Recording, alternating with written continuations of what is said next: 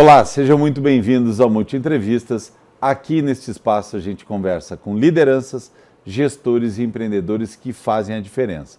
E no programa de hoje vamos conversar com Ibrahim Dawa, CEO da Dega Ibravino. Acertei o nome, senão dá para corrigir, né?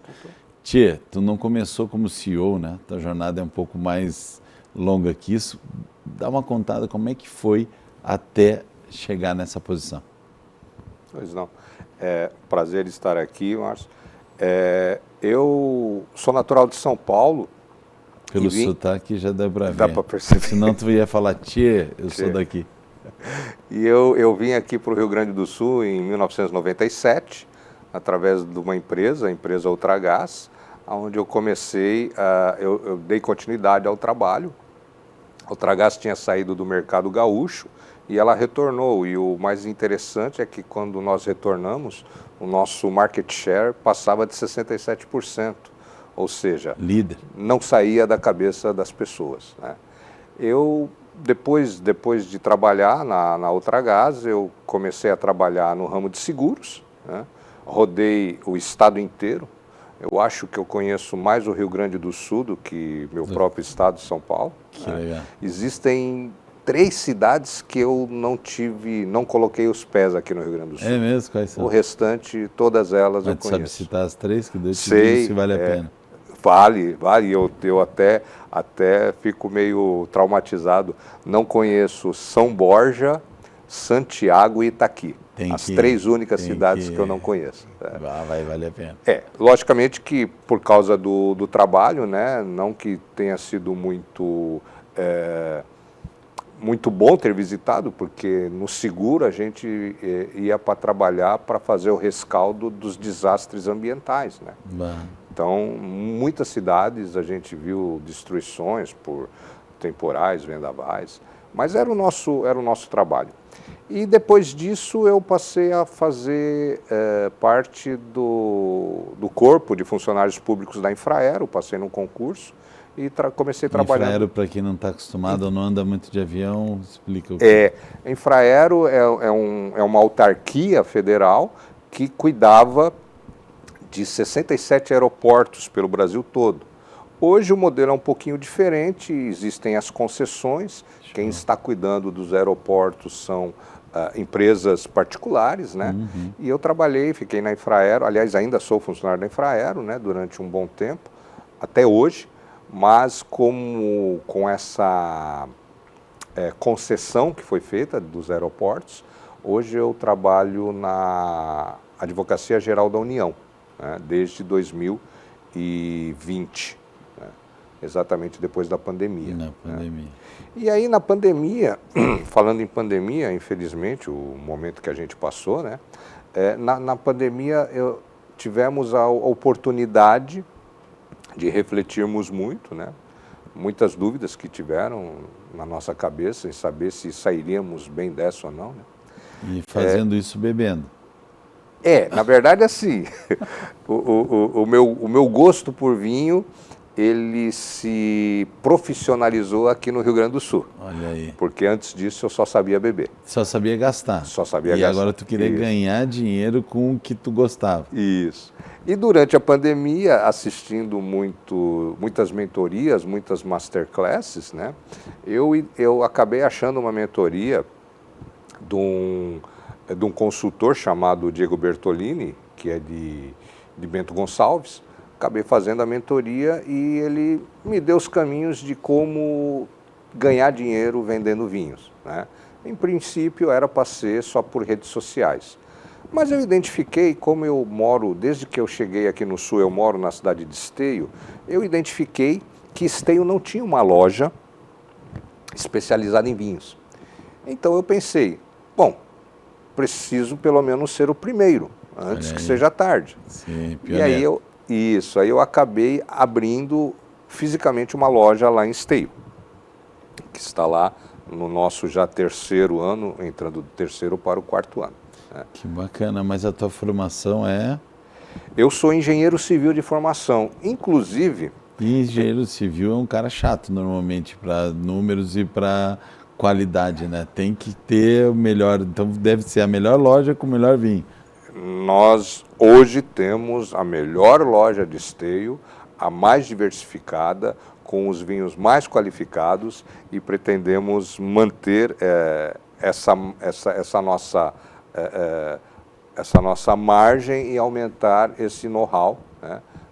Tentando profissionalizar mais ainda a nossa loja. E aí já é uma pergunta normal das pessoas, como conciliar, né? Tu veio da engenharia, passou aqui pela Ubra em algum momento, né? Tu teve uma experiência já com a faculdade? Sim, na verdade eu sou egresso da Ubra, né? Que legal. Apesar de ter terminado a minha engenharia em São Paulo, engenharia civil em São Paulo, quando eu cheguei aqui existiam algumas pendências, né, de disciplinas, e eu terminei aqui na Ubra. Aliás, como eu já tinha concluído o curso em São Paulo, eu não pude fazer transferência. Eu tive que fazer um vestibular, entrei para o vestibular, fiz a conciliação das matérias e terminei aqui em 2006. Ai, que barbada. Qualquer coisa faz um vestibular que passa e vai de novo, né? Coisa que é o desafio. Mas, tchê, o que acontece? Antigamente o engenheiro morria engenheiro, né? O médico era só médico. Engenharia, conseguiu para Infraero oscilou, né, por vários mercados e aí resolveu empreender no vinho. Como que é essa relação funcionário, né, do governo, ou público, de uma autarquia, e empreendedor? Como que é essas duas situações na tua vida? Na verdade, a oportunidade que eu tive, e ela efetivamente ela se traduz hoje, é que o trabalho que eu executo hoje na Advocacia Geral da União é um trabalho totalmente burocrático e online. Desde a época da pandemia, quando tivemos o lockdown, os órgãos públicos dispensaram grande parte dos seus funcionários para suas residências, aqueles que não necessitavam estar no local. E o nosso trabalho como engenheiro é dar um auxílio aos procuradores, aos advogados da União, para que eles possam embasar as suas defesas quando o assunto for engenharia. Então, basicamente, os peritos judiciais fazem as vistorias, fazem a perícia e nós analisamos e transportamos para o papel onde os advogados acabam por se basear para que eles façam a defesa em todos os processos em que a União ou é autora ou ela é ré, né, para que seja defendida. Então, como o meu trabalho ele é totalmente online, né, eu consegui conciliar tendo uma loja física, mas não quero morrer dentro dessa loja. Eu quero aumentar o negócio, eu quero poder contratar pessoas para que a gente consiga ter um crescimento, porque do jeito que está hoje em dia, né, só pelo INSS não dá para aposentar, né? Pois então, está complicado, né? E hoje como é que é a tua estrutura? Como é que tu organiza lá? Tem mais gente contigo? Atualmente eu trabalho só eu e a minha esposa. Aliás, um abraço à minha esposa, que é inclusive uma das minhas maiores incentivadoras, né? E estamos juntos sempre, né? E como é que funciona trabalhar junto? Eu já tive alguns casais que vieram aqui, né? E cada um tem uma fórmula, né? E muita gente realmente não consegue. Qual que é o segredo, no caso de vocês, para conseguir trabalhar junto? Eu diria, num primeiro momento, ou o principal motivo é você tirar as suas vaidades e deixá-las de lado. Você tem que ter o consenso, né? É evidente que, às vezes, tem uma opinião diferente, não é nada que impeça, mas é bom parar, pensar, refletir e tentar chegar nesse consenso. Acredito eu que o casal é isso, né? Porque nós não nos encontramos e, como metade da laranja ou como pessoas totalmente distintas, de universos distintos, né? Tem que se chegar num consenso. E aí o consenso é que vai fazer o sucesso de qualquer casal. Tá dada a fórmula aí. Eu entrevistei um pessoal que faz bolo, o casal, eles mataram a pau quando eles disseram, tchê, cada um na sua área, tentar evitar, né, de levar para casa e conciliar. Qual a área que tu cuida, qual que tua esposa cuida e como é que vocês tocam o empreendimento de vocês? A minha esposa, ela basicamente, ela trabalha na área administrativa, né? E me apoia sempre na logística.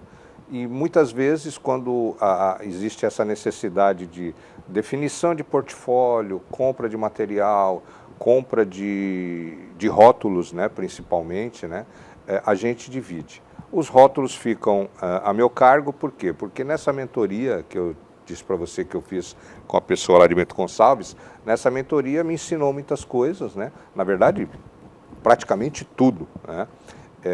E me deixou mais apaixonado pelo vinho.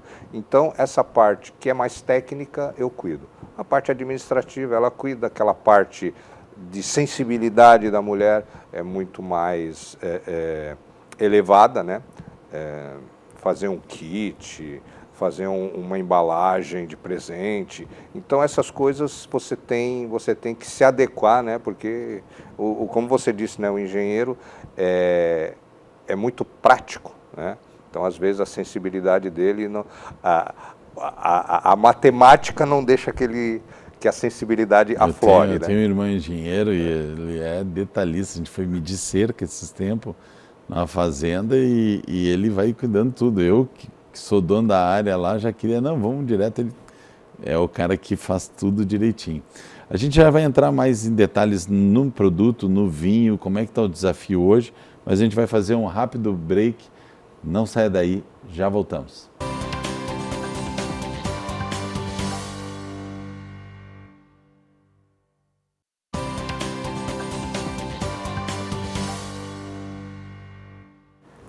Estamos de volta com Multi Entrevistas e a gente continua falando com Ibrahim Dawa, CEO da Adega Ibravino.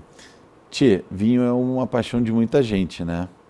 E também a minha sogra é muito religiosa, né? E quando vai o padre almoçar com ela, sempre ela dá um vinho de presente, né, para o padre, ou eles tomam junto. Cara, como acertar e como errar hoje, né, com tanta opção? Quais são as regras básicas para que a pessoa que não conhece, que é o meu caso, se um dia for dar um vinho para o padre, né, o amigo da minha sogra, como é que eu não erro? É bastante interessante essa pergunta. Ela é uma pergunta que deve valer R$1 milhão.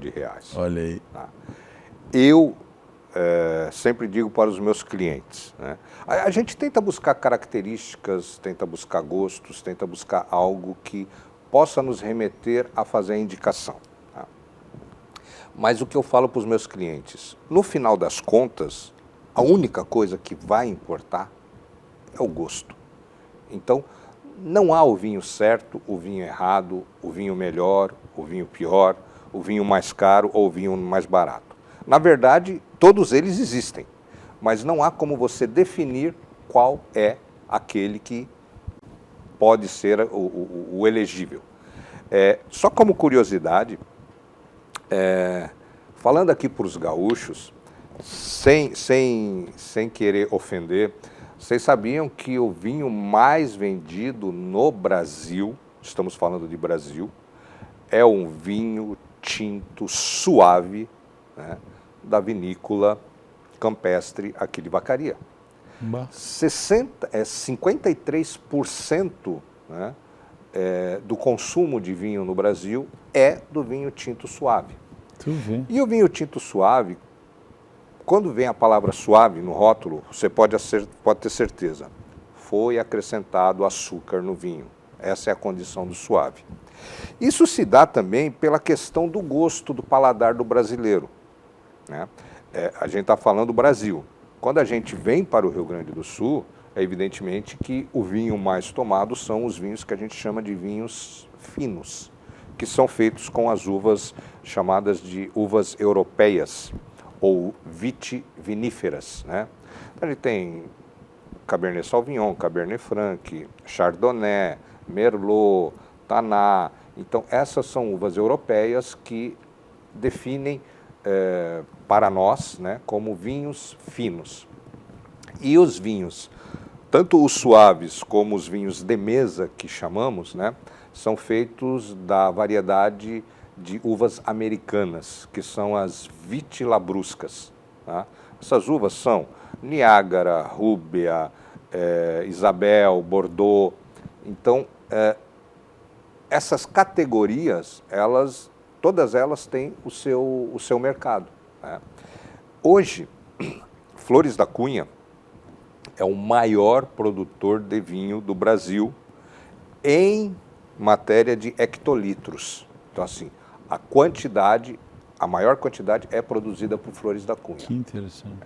Porém, o Vale dos Vinhedos é responsável pela maior produção de vinhos finos, que são aqueles vinhos, como eu disse, né, Chardonnay, Cabernet Sauvignon, Cabernet Franc. E temos, basicamente, eu vou dizer, 80% da produção nacional vem daqui do Rio Grande do Sul. Né? E isso é muito importante para nós.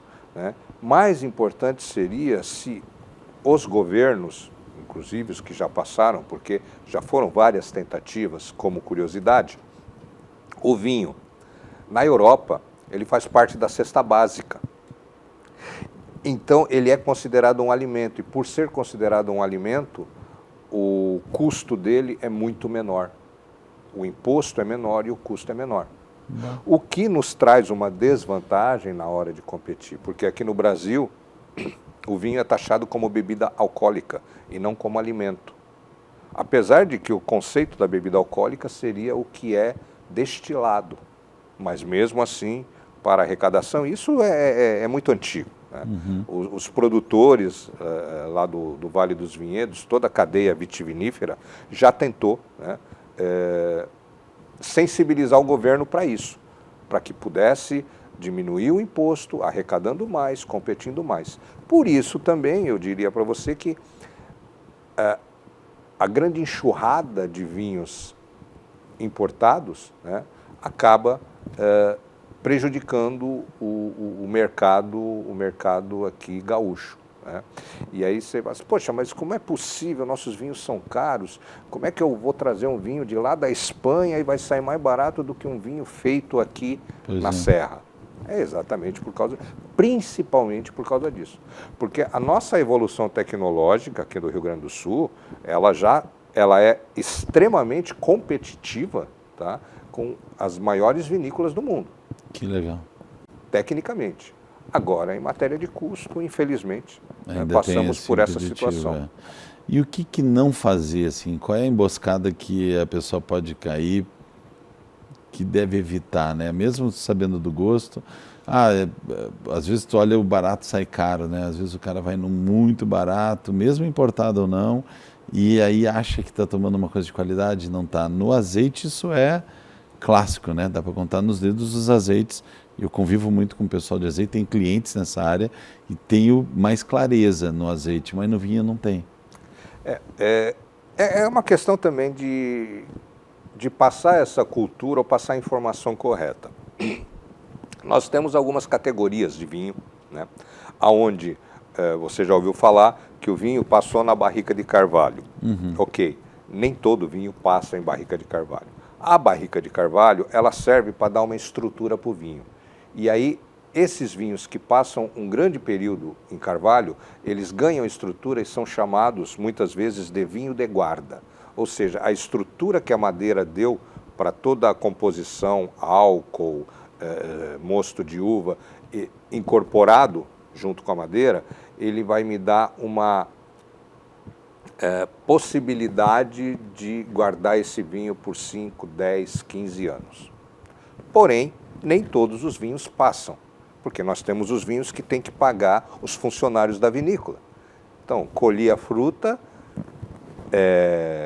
desgacei, fermentei, filtrei, engarrafei e vendi. Esse processo leva aproximadamente 8 meses. Né? Então, esse vinho que a gente chama de vinho jovem, né, ele é para ser consumido de forma um tanto quanto rápida. Né? Basicamente 3 anos, 4 anos. Né? Não passaria disso. Então, um erro que pode ser cometido é eu achar que um vinho que está em promoção, ele tem uma safra de 5 anos atrás ou 6 anos atrás, e ele, por ser um vinho jovem, muito provavelmente ele pode ter uma degradação na sua composição. Porque o vinho, passando por barrico ou não, ele continua a sua evolução dentro da própria garrafa. Então é importante armazenar em local sem o acesso a raios solares, a uma temperatura ambiente razoável. Uma das coisas que estraga o vinho é a diferença de temperatura. Eu tive fazendo a convenção da Miolo, né? E eu lembro de um dos donos, Alexandre, falar que eles botaram no mar algumas espumantes, né? Lá no fundo do mar, que tinham condições de tempo, de temperatura, pressão e luminosidade ideais, né? Quando tira, as garrafas vêm com aquela craca, então vem todo com um glamour, né? Tchê, o que vai ser o futuro hoje, né? A gente já acompanha alguma coisa da história do Rio Grande no vinho, mas quando perguntado do teu ponto de vista, qual o caminho? Tem muita assinatura, né? O cara está recebendo em casa, tu mesmo entrou por uma questão online, né? Começou a venda no digital e agora foi para o presencial. Vai ser mais presencial? Vai ser mais digital? Como que vai ser para frente esse mercado? A gente evidentemente, costuma ter bastante atenção aos movimentos de mercado. E eu participo das feiras, tanto aqui a Wine SA em Bento Gonçalves, que ocorre todo ano, como a ProWine lá em São Paulo, e a gente analisa as tendências, porque a gente participa dessas reuniões, reportagens, os especialistas. E hoje a questão do digital, ela está muito enraizada na questão do comodismo do brasileiro. Então, eu prefiro, né, se eu quero tomar um vinho, ao invés de hoje fazer o meu rancho e pegar a garrafa da prateleira, prefiro deixar para chegar em casa, olho na internet, escolho conforme as informações, porque a internet ela tem uma vantagem, né? Você tem, logicamente, para não cair em armadilha, você tem que ir em sites seguros, em sites confiáveis. Então você tem toda a descrição do produto e você pode fazer a sua compra com a informação. Enquanto quando você vai no mercado, não que não possa, é evidente, se você conhece, melhor ainda. Se você tem um vinho que você gosta, sem problema nenhum. Mas quando você vai no mercado, aquela variedade, né, de rótulos, você às vezes fica na dúvida. Então, o mercado digital, ele tem crescido muito e hoje ele passa de 50% do consumo. Exato, 50% do consumo da população é pelo digital. E por causa disso também estou aprimorando o meu digital. Tem aplicativos, né, que o cara bota ali e já sai uma ficha técnica ou orientações. Isso é útil? Não? Pode ser utilizado? É útil. Esses aplicativos, inclusive eu utilizo um, né? Mas da mesma forma tenho que saber aquele que pode ser utilizado para não cair em alguma armadilha. Esse aplicativo ele é bom se você já tem um pouco de conhecimento, porque na verdade ele vai utilizar o banco de dados existente. Então, é o que a inteligência artificial tem uma tendência a fazer, inclusive com vários empregos. As informações que estão nos sites das vinícolas, das lojas, são condensados nesse aplicativo e ele vai fazendo o seu resumo. Quando você consegue identificar um vinho pelo QR Code, pelo código de barra, ele já vai aparecer para você um resumo, não que seja do aplicativo. Então, vamos lá. A inteligência artificial utilizou o banco de dados que ela tinha e ela fez um resumo para você. Se você não conhece, você vai cegamente fazer a escolha. Se você conhece, você pode ter uma condição de crítica ou não. Bacana. Mas são realmente bastante úteis. Joia. E aqui no Rio Grande, o que tu mais admira, representa? Quem são teus maiores parceiros hoje? Hoje nós trabalhamos, a Adega Bravino trabalha com 20 países. Né? Eu optei por ser generalista, porque por mais que a gente aprenda, e eu fiz a mentoria e continuo fazendo, a gente vai continuar aprendendo, eu queria dar uma opção para a população de Esteio e da região metropolitana, de você não ficar só na mesmice. Tá? Não que seja ruim, mas é que se você tem pessoas ávidas que querem experimentar outras coisas, eu tenho isso para oferecer. Então eu tenho 20 países, mas nunca vou deixar de privilegiar os vinhos gaúchos. Então hoje eu tenho algumas vinícolas, das quais os vinhos nacionais eu faço a compra diretamente nas vinícolas. E os vinhos importados eu faço a compra por fornecedores que trazem essa importação.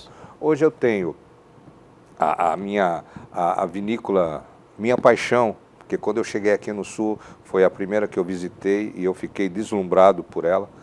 Hoje ela está muito profissional. Antigamente eu ia a Bento, entrava, fazia o roteiro e saía lá com taças e vinhos. Hoje não, hoje eu tenho que entrar na internet, comprar o ticket, ou seja, eles se profissionalizaram. E isso é uma condição interessante, porque muitas vinícolas, elas às vezes ganham mais pelo enoturismo do que pela própria venda da produção deles. Não sabia, é inacreditável isso. Mas é bom, é um bom indicador, porque você também com isso acaba gerando mais turismo, né? Então hoje eu tenho a Casa Valduga, né, que é a minha queridinha, mas como ele está muito exposto, né, eu não tenho todos os vinhos da Casa Valduga. Eu tenho só alguns, os mais especiais. Porque eu também não consigo competir com um supermercado que tem 5.000 produtos e eu só tenho vinho para vender. Então temos essa questão. Eu tenho a vinícola Giareta, que é de Guaporé, a vinícola Donguerino, que é aqui de Alto Feliz. Você nem vai subir a serra antes de subir, depois de Bom Princípio. Após Bom Princípio, a 5 quilômetros, eu tenho a vinícola Donguerino. Excelentes vinhos. Pois é, ali a gente só pensa em moranguinho, né? Isso, passou os moranguinhos, passou a polícia rodoviária, 2 quilômetros à direita, você está dentro da vinícola. Ali é uma várzea, uma planície, né? Vamos dizer assim, é o pé da serra, né? É o pé da serra. É o pé para chegar na serra. Aí eu tenho a vinícola Mondadori, a vinícola Basso, que faz os vinhos Monte Pascoal. Eu tenho a cooperativa Nova Aliança, que inclusive tem vinhos exclusivos para a nossa mentoria. E por aí vai. Tenho a vinícola Cormair, que é o meu carro-chefe dos espumantes. É uma vinícola administrada por 2 irmãs, que aposentaram os pais, né? E fazem vinhos fantásticos, tanto quanto outras vinícolas lá da serra. De onde elas são? Garibaldi. Garibaldi também. Linha Garibaldina, a 1 quilômetro da faixa, está lá a vinícola Cormair. Né? Que bacana, Garibaldi, que para quem não conhece, é a terra do espumante, né? A terra do espumante. Temos a FenaChamp em Garibaldi no mês de outubro, né? Show. E tu faz algum evento externo? Quando tu sai para aprender, tu não está expondo ainda? Na verdade, eu tenho algumas confrarias nas quais eu exponho, inclusive eu vou expor agora numa confraria. Teve a Multifeira em Esteio, que eu fui convidado para expor, acabei expondo, porque eles queriam fazer privilegiar os empreendedores da região, acabei expondo na Multifeira, né? Na Expo Inter, em princípio não, porque eu acho importante também que a Expo Inter ela tem lá o pavilhão da agricultura familiar. Então você tem uma possibilidade muito grande de conhecer o que é da terra. Então o Expo Inter, num primeiro momento, eu forneci para alguns restaurantes, mas não a adegas como expositora. Quem é de Esteio não tem como não se envolver na Expo Inter de um jeito ou de outro. Ali acontece uma semana muito negócio. Sim, muitos negócios, muitos negócios. E quem é o perfil que está indo na loja lá? Quem é o teu perfil de pessoas que vai atrás, né? Porque uma coisa é eu vim chegar até a pessoa, mas a pessoa sair de casa e ir atrás para buscar o produto, quem é esse cara aí? Bom, no começo, como eu disse, não tinha uma loja especializada, então a novidade atrai muita curiosidade. E dessa curiosidade a gente tenta cativar o cliente, porque o importante é cativar o cliente, porque senão ele não volta, né? Ele vai preferir fazer a compra junto com o rancho. Mas eu tenho clientes cativos, eu tenho clientes curiosos, clientes amantes do vinho, que às vezes chegam lá e falam assim, quero dar um presente, me indique. Ou seja, Esses, eu sei que sempre vou poder contar com eles. Faço degustações mensais, né? Inclusive em dezembro agora vou fazer uma degustação só de espumantes, né? Depois eu vou acabar convidando o pessoal pelas redes sociais, mas a ideia é você ter um negócio multitarefas, né? Não é só a física, você tem que ter o digital. Tem que ter o equilíbrio. Exato. Tia, a gente ficaria o resto da vida falando, né? Nosso tempo é curto, quero te agradecer por ter dado essa aula, não só da tua vida, como também do produto, que a Gauchada admira e tem que valorizar. Obrigado por ter vindo hoje aqui e o Multi Entrevistas fica por aqui hoje. Até o próximo programa.